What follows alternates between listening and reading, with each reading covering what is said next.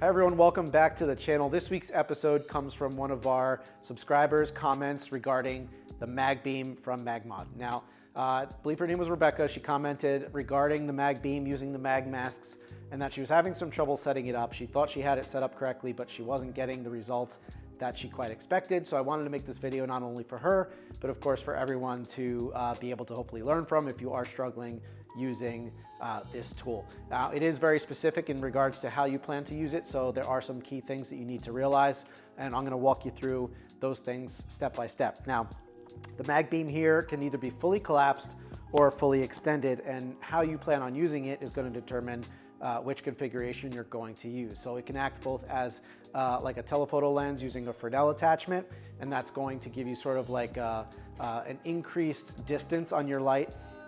Think of it as like a stage spotlight almost. And this can be useful in either wildlife photography or in my line of work, wedding photography. I find situations where I can't quite get a light to where I need it to be. So using the Fresnel lens, I'm able to sort of extend my reach a little bit and get to those hard to reach areas with the light. So again, if you're fully extended, you're going to be using it with the Tele lens. And if you are planning to use MagMasks to project patterns either onto your subject or the background, then you are going to need to have it fully collapsed. This is extremely important. If you're not seeing good results using the MagMasks trying to project your patterns, chances are you're using it not fully collapsed, and that's going to be key. So as I mentioned, they give you two lenses as part of the kit, and one is the telephoto lens and one is the wide angle lens. Now, MagMod sort of gives you an indication as to which is which, simply with the notch in the wide angle lens. Both of these have a smooth side and a rough side, so that's going to be key as well, because how you insert this into the MagBeam is going to determine whether or not you're getting the results that you're looking for. So for projecting patterns, you're going to use the wide angle lens, which has the notch in it, and you want to make sure that the rough side is facing in towards your light. So we're going to just install this. There's a little notch here on the MagBeam, and it can be a little tricky sometimes just to kind of get it to lip around, but once it is installed, you're going to make sure the outside facing side is smooth, the inside is sort of rough. Now, from there, you can either choose between a mask that you want to use, or if you're going to incorporate color as well, you can use either generation of the gels from MagMod. So I have sort of the newer generation here. Now, before we put that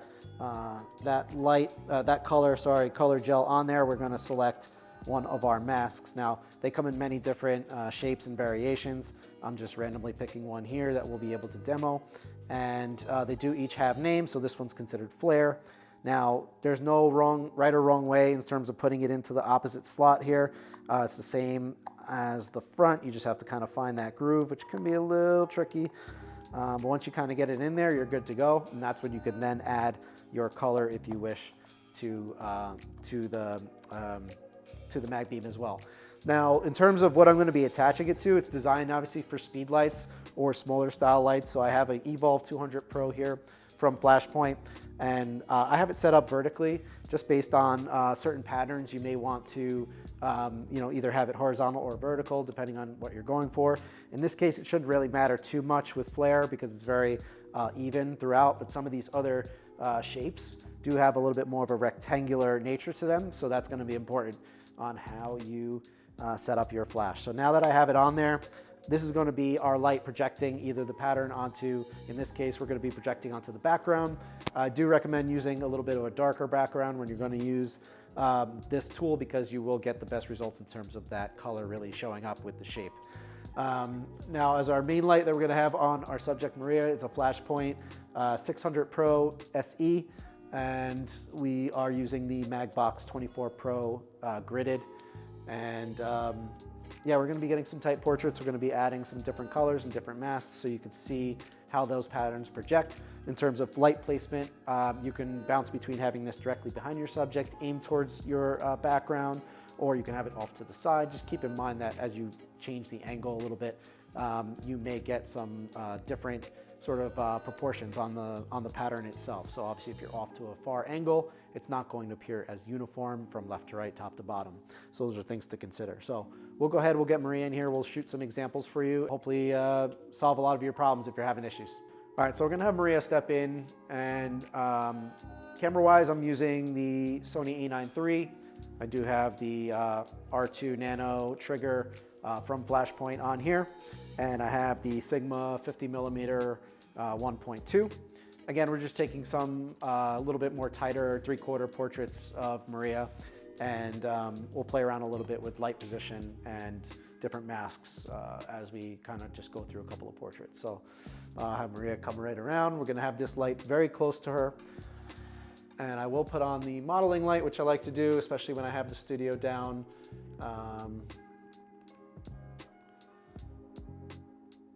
Shooting a little bit darker. I like to, obviously shooting later in the day, we don't have as much ambient light coming in, but it's nice to have a little bit of a darker space to work with when you're doing these kinds of portraits. Just gives you a little bit better results in terms of seeing that pattern showing up on the wall.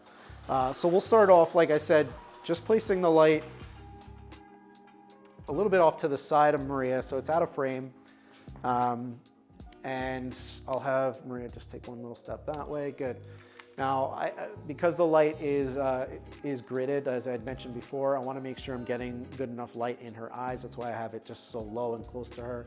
And we'll take a couple of shots and we'll see the results that we're going to get. So right now, the Evolve 200 with the MagBeam on it is set at 1/8 power. And the key light here is at 1/64th. Settings-wise, I'm at 1/160th of a second, f5, ISO 250. So Maria will take a little step over towards that light a little bit more. Perfect. Eyes right to me. Good. Perfect. There we go. Perfect. One more time. And you might have to play again with the positioning of the pattern itself. You may have to move yourself a little bit, move the light a little bit, move your subject a little bit, depending on what you're going for. In this case, Flare has a very symmetrical circle type pattern.